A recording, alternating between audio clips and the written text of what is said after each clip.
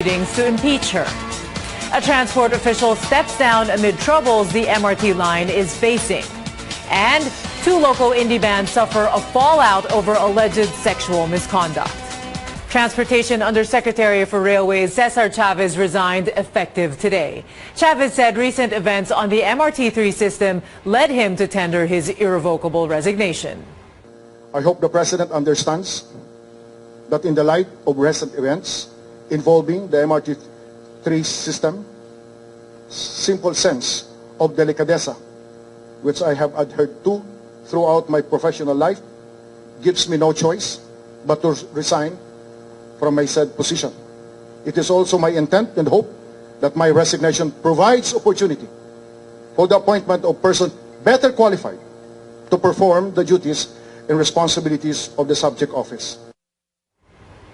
Transportation Secretary Art Togada says he did not cause or ask Chavez to resign. He adds Chavez has his full trust and confidence. Senator J.V. Ejercito worries Chavez's resignation will mean more delays in resolving the MRT problems as transition will take place from Chavez to his replacement.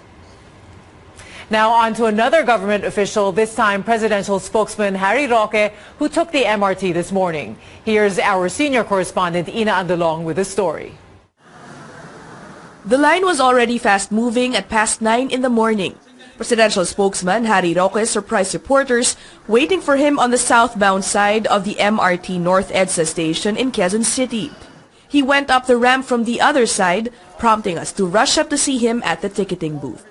It was past rush hour, so the trains weren't as jam-packed compared to the trips around 6 or 7 in the morning. But passengers still had to squeeze their way inside the train. Ang pila po talaga ay paikot-ikot, no? Hindi na nga po ito rush hour, parang mga 1/4 kilometer pa ata yung pila, no? So I could imagine na kapag rush hour na paikot-ikot na parang ahas, baka 1 kilometro nga ang pila. It was cool inside our train. The air conditioner was working well. Even with a minimal elbow room, Roque made an effort to chat with some passengers. Among the topics, efforts to improve the MRT. Pero kasi talagang may problema dito. Unfortunately, hindi naman na sinimulan niya ni Presidente Duterte ang problema, pero hindi naman naguhugas kamay, no? Kaya nga tinake over na ng MRT itong maintenance. Mula nung nag-take over ang gobyerno nitong Nobyembre, mas efficient ba? Biro mo to, nandito na tayo sa Cubao, ang bilis-bilis. Oh. Mga ilang minuto ba ito all the way to Taft. Along the way, the spokesman even found a seat, almost a luxury for many who take the train when the crowd is at its peak. It took us about 40 minutes to reach Taft Station in Manila, where we would change trains and take the LRT. Roque says he plans to take the train regularly to show commuters the government wants to know their grievances. Okay naman siya dahil first hand na-experience niya kung gaano kahirap dito. Pero in fairness, mas malamig MRT ngayon. Di ko alam kung dahil nandito si spokesperson Harry Roque. Nakakatawa po kasi hindi doon siya sinubukan niya kung sumakay rin. Yung sa pila lang po, yun lang po yung tumatagal. At Taft Station, a minor setback. The machine did not accept Roque's beep card, but it turns out nothing malfunctioned. His card credits were 3 pesos short for the trip. He had to line up again. Mabilis naman po siya at malamig, no? Siksikan lang. So, kinakailangan talaga dagdagan natin ang bagon. The ride from the LRT Taft Station to Central Station was better. It was roomier and the aircon was working as well. There were no glitches in both trips, none of the separating coaches or the sudden midway stops. Before getting on his car and heading to Malacanang, a final assessment. Wala naman naging aberya doon sa ating sa biyahe sa MRT at LRT, no? Parehong mabilis, parehong malamig, pero parehong siksikan. Parang mas siksikan talaga doon sa MRT kesa dito sa LRT. Itong LRT napapatakbo naman pala ng tama, no? So sigurado ako na gagawin ng DOTR ang lahat para maging kapareho lang ng LRT ang pagtakbo ng ating MRT. Roque says he will share his experience with the President and concerned transportation officials. For their part, commuters are hoping the publicity stint isn't all for show. Ina Andalong, CNN Philippines. The National Privacy Commission is ordering Uber Philippines to immediately find out if there were accounts of Filipinos compromised in a data hack that happened in late 2016. Uber Philippines committed to do so within 48 hours. What the company told the NPC so far is that 600,000 driver accounts worldwide were hacked. However, local Uber officials do not know yet if Filipinos were affected. Information hacked include either the driver or passenger's name, email address, and phone details. In case there's information of Filipino app users involved, the NPC says Uber Philippines may face penalties. What kind of information was involved? Is it sensitive personal information or information that can be used to enable identity fraud? Is that information in the hands of a third person? And does that information pose a real risk of serious harm to the data subject? If those three incidents or those three elements align, then we are looking at more serious penalties down the road. For now, the NPC advises Uber app users to practice good digital hygiene. That means regular changing of passwords and being aware of safe email practices, such as not opening links in mails directly. Uber users can also watch out for any irregularities in their accounts since November 2016 and report to NPC if there's any. The Justice Department cleared former Customs Chief Nicanor Faeldon and other customs officials of liability in a multi-billion peso shabu smuggling. Our senior correspondent Cecil Ardezabal reports the decision raised concerns among senators. Captain Nicanor Faeldon and other customs officials were recently held criminally liable by the Senate Blue Ribbon Committee after tons of shabu were smuggled into the country in May. A decision which is in clear contrast to the Justice Department's resolution on Wednesday, clearing Faeldon and his men of involvement in what is considered one of the country's biggest haul of shabu, amounting to 6.4 billion pesos. Senators cannot understand how the Justice Department reached its decision despite the Senate committee's findings. Senate President Coco Pimentel says he will request Justice Secretary Vitaliano Aguirre to explain their decision to the Senate. Yun ang nakakapagtaka doon at saka nakakadismaya na halos lahat or lahat ba. So parang ang nakasuhan, private citizens lang. Paano nangyari yun? 600 kilos po yan. Mahirap yata paniwalaan na walang cooperation from the inside. Talagang hindi nakataka-taka na pagkakampi nila ay talagang pinapalusot nila, pero pagka kritiko nila, iniipit nila. Senator Kiko Pangilinan is one with Senator Richard Gordon in asking the Ombudsman to acknowledge the culpability of the named customs officials. Gordon says he will submit the Blue Ribbon Committee's findings to the Ombudsman. I think we can go to Ombudsman, and the Ombudsman should recognize that there's a case against them, and also for violation of the Anti-Graft and Corrupt Practices Act and the Customs Modernization Law. Senator Ping Lacson says many of them who participated and witnessed the hearings on the smuggled 6.4 billion peso worth of shabu shipment that happened right under the noses of the customs officials are shocked and angered by the dismissal of the case against the BOC officials. He stresses that the drug shipment would not have been released without the knowledge of BOC personnel. Senators think there is a pattern to what they consider the questionable decisions of the Justice Department. 1 year ago, the Senate recommended the filing of murder charges against police officers involved in the killing of Albuera Mayor Rolando Espinosa. 7 months later, in June, the Justice Department downgraded the offense to homicide. Meantime, Faeldon's lawyer says his client is happy to be vindicated. We have not asked the Senate, specifically the Blue Ribbon Committee, nor will we ever ask or request it to release Captain Faeldon, despite the vindication that we received. Faeldon, however, remains in detention at the Senate until he agrees to face the Blue Ribbon Committee once again. Cecil Ardezabal, CNN Philippines. The Philippine Drug Enforcement Agency will appeal a Justice Department decision to drop drug charges against former customs officials in relation to the 604-kilogram shabu smuggled from China. PDEA spokesman Derek Carrion says the agency will exhaust all legal remedies available. Although there is the process of automatic review which is inherent to such cases being handled by the Department of Justice, But our Legal and Prosecution Service is going to definitely work on all possible legal remedies available to us in regard to that case. More local news later. Here are the top stories from around the world. Health conditions of a North Korean soldier who dramatically defected are providing clues into the situation inside the secretive rogue state, experts said Wednesday.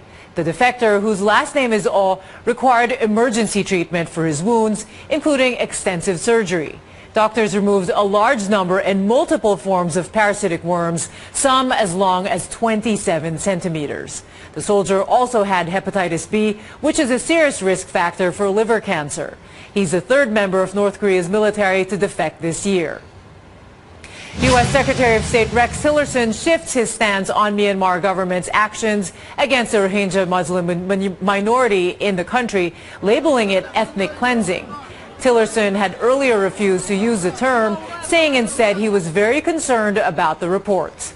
But on Wednesday, the U.S. top diplomat was unequivocal in his statement denouncing the actions of Myanmar's military. He, however, continues to offer cautious support for civilian leaders who share power with the military under Myanmar's government structure. American actress Meghan Markle could be preparing to move into Kensington Palace with Britain's Prince Harry. That's according to People magazine. Markle, who just wrapped up her last season on the TV series Suits, arrived in London this week. The relationship between Markle and Prince Harry has progressed quickly, even before the couple was first spotted together publicly in September. Prince Harry has made no secret of his desire to marry Markle. And Markle has described their relationship as, quote, two people who are really happy and in love. A day after skipping the impeachment proceedings against her, Chief Justice Sereno shows up in two public engagements to promote respect for the rule of law. Speaking at a human rights convention, Sereno called for an end to impunity and human rights violations. She said accountability of various agencies is the best way to advance human rights. She adds pressure must continually be exerted on these institutions to ensure that impunity ends. Civil society and the bar, and that is you, must exert pressure on the institutions of accountability and the justice agencies to ensure that impunity ends, and not leave it to just anyone who desires media mileage to own the issue of making the police accountable for unsolved murders, rapes, robbery, and widespread thievery. Sereno also told lawyers not to allow themselves to be stymied, muzzled, or cowed, and not let political ambition get in the way of standing for what is right. Carl Angelo Arnaiz was intentionally killed by two Caloocan City policemen. This is the finding of an internal probe of the National Police into the killing of the 19-year-old boy. The PNP's Internal Affairs Service, which conducted the probe, recommends the dismissal from the service of PO1 Ricky Arquilita and Jeffrey Perez for grave misconduct and behavior unbecoming of a police officer. The police earlier claimed Arnaiz held up a taxi driver and was killed in a shootout with law enforcers in Caloocan City on August 18. But the IAS says the account of witnesses, physical evidence, and medical legal experts reveal it was an execution-style killing. The IAS also demoted Caloocan Police Station Commander Chief Inspector Fortunato Ecle for neglect of duty. Despite the findings, IAS head Alfagar Triambolo says the death of Arnaiz cannot be considered an extrajudicial killing. He says the two policemen could have acted on their own and there's no evidence of an order to kill the teenager. Ang theory namin na kaya siguro ito ay pinatay dahil it causes police problems sa lugar. Kasi allegedly ito ay as sinabi din ng hold up sa kanya. Baka may mga previous record, pabalik-balik lang kaya siguro ginaganon at hindi pinoproseso. So inikot namin yung kanilang lugar, DSWD, barangay, and then sa kanilang station at mga kalapit na mga barangay nung nasakupan lang PCP, pati yung sa mga nearby police station. Walang mga record po sila. So, hindi natin alam kung ano talaga yung motive mga respondent. The recommendation on the administrative case against 3 policemen are now at the office of PNP Chief Bato de la Rosa for approval. It's exactly 8 years since the Maguindanao massacre, but justice remains elusive for families of the victims. Lawyers, however, say the trial of more than 100 accused in the massacre will wrap up in the coming months. Our senior correspondent David Santos tells us more. It's the time of the year when journalists come together to trace the steps leading to the single deadliest attack on the press in recent history.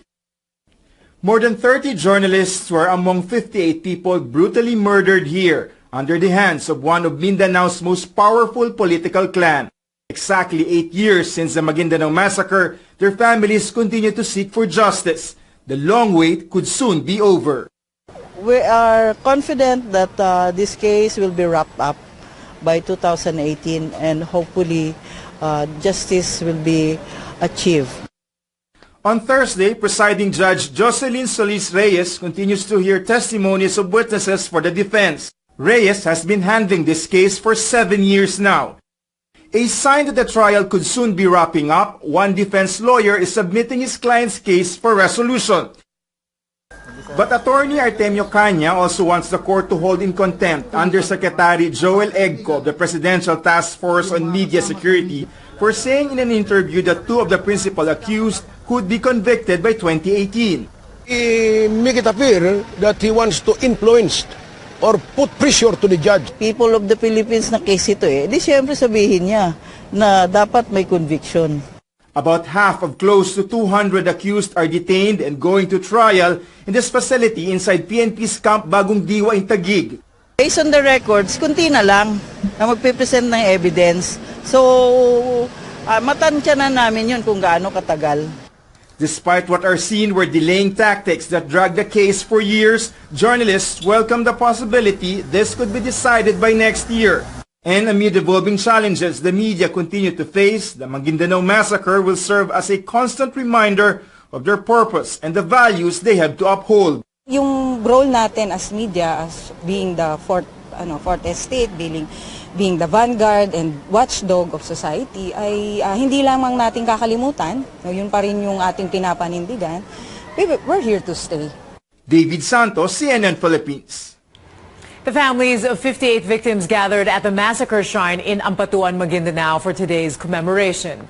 They're appealing to President Duterte to help them get justice. A magnitude 4.3 earthquake rocks Quezon at 8 this evening. FIVOC says the quake was centered 3 kilometers northwest of the municipality of Calauag. Intensity 5 was felt in Calauag and Ginayangan. No damage and aftershock expected. We'll give you more info as that becomes available.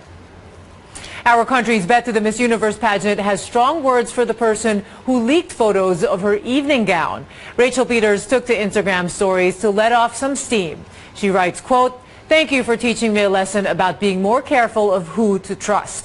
Not sure what your intentions were, but no matter what, you're not dragging me down."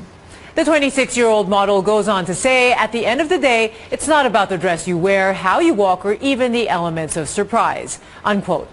Peter adds that being kind and true to oneself are what makes a girl truly shine. While Peters confirmed the leak, we can only assume if the photographs making the rounds online show the exact evening gown she will wear during the competition or just one of the choices. But for Filipino pageant fans out there, don't fret. Historically, Miss Universe Philippines brings a number of evening gowns to the pageant. The big reveal really happens at the actual evening gown competition. Some local indie bands are facing the music in the wake of sexual misconduct allegations. Online music magazine Vandals on the Wall removed indie band Jensen and the Flips from the lineup of its annual event. This comes as a band member faces sexual misconduct claims after a netizen began a Twitter thread on the allegations. Band member Samuel Valenia confirmed the claim, apologizing to those he offended and disappointed. Valenia is a guitarist and backup vocalist. The same Twitter thread also threw allegations against Sud frontman Sud Baleser. This prompted organizers of the University of the Philippines Fair to withdraw its invitation to the band. CNN Philippines has reached out to the band's general manager, Sindicato Management Incorporated. On Facebook, Jensen and the Flips has released an apology statement saying they respect the decision of the organizers and will work on being better individuals. Si Senadora Grace po na nanguna sa investigasyon sa mga problema sa MRT. Hanga raw sa pinakitang delikadesa ni Chavez. Pero posibleng may iba pa raw dahilan kung bakit nagbitiw ang opisyal. Itinanggi naman ni DOTR Secretary Arthur Tugade na siya ang nagparesign kay Chavez, lalo't buo raw ang tiwala niya rito. Hinihintay pa ng palasyo ang kopya ng resignation ni Chavez bago magsalita. Umaaksyon, Gary De Leon, News 5. Gaya ng kanyang inanunsyo noong Martes, sumakay ng MRT kaninang umaga si Presidential Spokesman Harry Roque. Pero may mga hindi natuwa sa anilay publicity stunt ng kalihim. Umaaksyon si Gerard de la Peña. Bago mag alas 9 ng umaga, nakipila si Presidential Spokesperson Harry Roque sa MRT North Avenue Station. Kumuha rin siya ng tiket at nakisiksik sa loob ng bagon. Aminado si Roque, hindi na ito rush hour, pero sinadya raw niyang iniwasang makisabay sa buhos ng mga pasahero. Abala rin tayo sa publiko, no? So yun naman natin iniwasan. Maski hindi na siya rush hour, no? Umabot pa rin kami ng mga 10 minuto siguro sa pila, no? So kapag rush hour, I could imagine mas malala ang kondisyon, no? Bumaba si Roque sa Taft Avenue Station at tumawid sa LRT Line 1 papunta sa Central Station. Sa kabila ng direktiba ng Department of Transportation na maging normal ride at walang VIP treatment sa pagsakay ni Roque sa MRT, kitang-kitang may security escort pa ang kalihim. Kaya mabilis siya nakapasok sa estasyon. Hindi na rin nagpapapasok ng mga pasahero sa bagon kung saan nakasakay si Roque. Kaya naman bumuho sa social media ang inis ng mga pasahero saan nila'y publicity stunt ni Roque. Hindi naman daw kasi normal ride ang naranasan ng kalihim, lalo't wala naman daw bodyguard ang mga karaniwang pasahero ng MRT. Habang nasa estasyon, sinagot na ni Roque ang mga batikos. Paumanhin no, pero mas importante tingin ko yung mensahe na inaalam talaga ng Pangulo yung kalagayan ng ating mga manlalakad.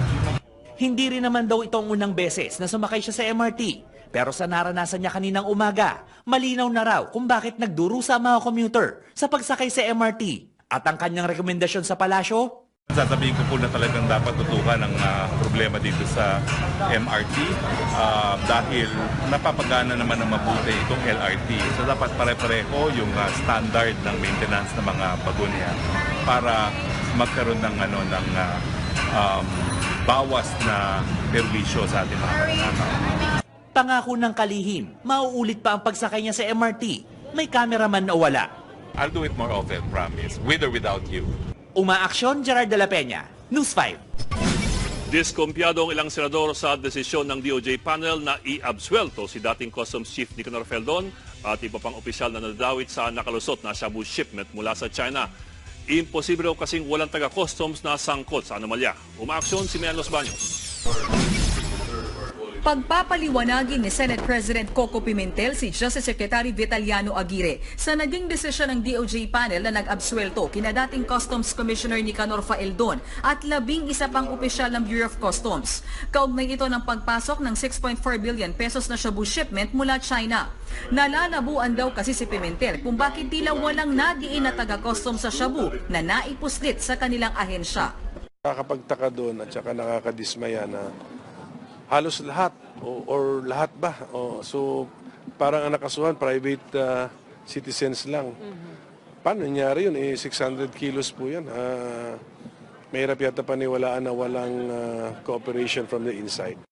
Para kay Senator Kiko Pangilinan, hindi katanggap-tanggap at tila may kinikilingan daw ang desisyon ng DOJ. Mukhang may pattern din daw ang sunod-sunod na umunoy questionabling desisyon ng DOJ. Gaya na lang daw sa pagkamatay ni Albuera Mayor Rolando Espinosa kung saan ibinaba sa homicide ang unang kaso ng murder sa mga pulis na suspect. Hindi nakataka-taka kung bakit ganito ang naging desisyon ng DOJ.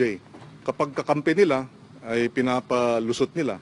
Pagka katunggali nila at mga kritiko, iniipit nila. So hindi katanggap-tanggap itong naging desisyon ng DOJ.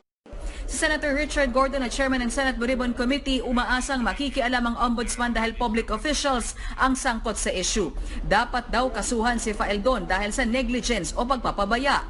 At sa binuo niyang sistema sa customs gaya ng command center na naging dahilan daw bakit nakapasok ang bilyon-bilyong pisong halaga ng shabu sa bansa. Higit 2 buwan nang nasa detention facility dito sa Senado si Captain Faeldon simula nang makontempt siya noong Setyembre. Pero hanggang ngayon wala raw siyang balak na humarap sa pagdinig ng Senado at hindi rin daw siya magre-request na i-release siya sa kulungan. Ayon sa kampo ni Faeldon, maayos ang lagay nito at masayang hindi siya kinasuhan ng DOJ. Naninindigan din daw si Faeldon sa mensahe kung bakit siya nagpakulong sa Senado. The Blue Ribbon Committee has made its stand.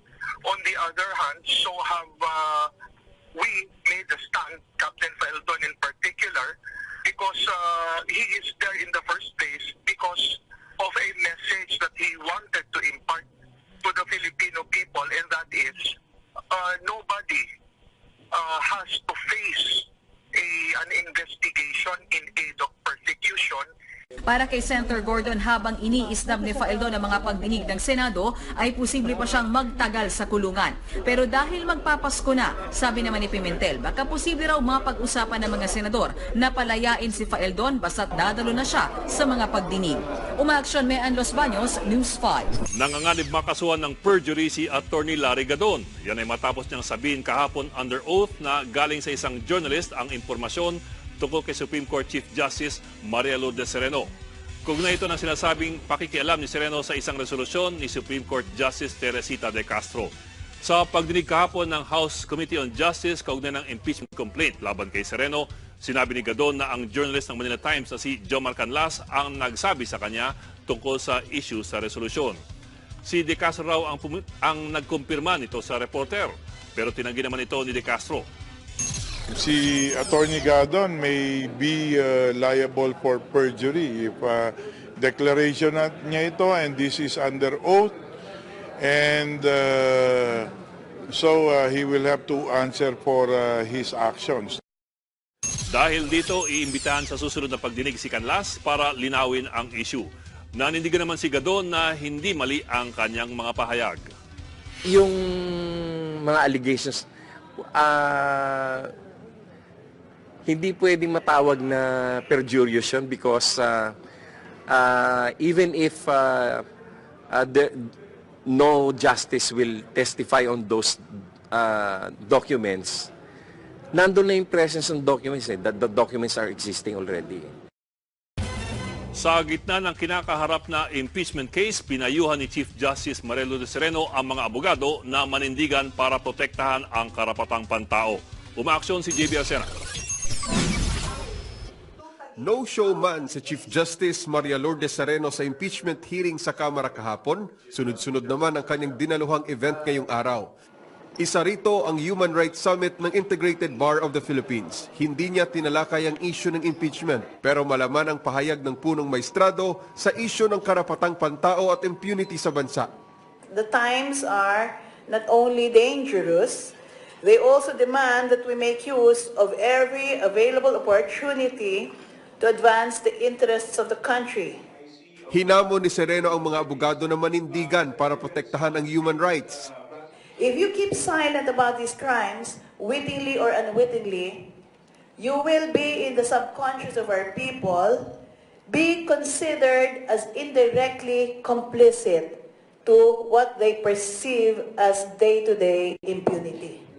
Paboritong banata ni Pangulong Duterte ang mga human rights advocate dahil sa pagbatiko sa kanyang war on drugs. Pero paalala ni Sereno, ang pagbabantay sa karapatang pantao ay hindi lang tungkulin ng Commission on Human Rights. May papel din daw ang Hudikatura, Ombudsman, Civil Service Commission, Commission on Audit at lahat ng mga abogado. You have all been trained in the law. You know what is right from wrong.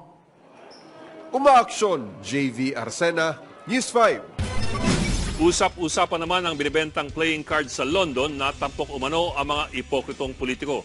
Pero eto po, isa sa mga karakter dito si Pangulong Rodrigo Duterte. Ginamit ang larawan ng Pangulo bilang joker. Ang caption pa nito sa Instagram, gumagamit daw ng drugs ang Philippine President pero pinaparusahan ang mga gumagaya raw sa kanya. Wala naman daw problema rito ang palasyo. Iginagalang daw kasi ng Pangulo ang freedom of expression. Marami na rin daw mas masasamang nasabi tungkol sa kanya bukod dito. Itinalaga na si dating presidential spokesman Ernesto Abella bilang Undersecretary ng Department of Foreign Affairs. Noong October 27 pa ang appointment paper ni Yusek Abella na pirmado ni Pangulong Rodrigo Duterte. Ito rin ang araw na umugong ang balita na aalisin na siya bilang tagapagsalita ng Pangulo. Samantala, umalma naman si Communications Assistant Secretary Mocha Uson sa mga komisyon sa plano niyang pumasok sa law school. Ayon sa kanya, sinabihan siya noon na bobo at pinayuhang mag-aral muna. Ngayong mag-aaral na siya, batikos pa rin ang inabot niya. Pero ipinunto ng mga bumabatikos na hindi pasado si Uson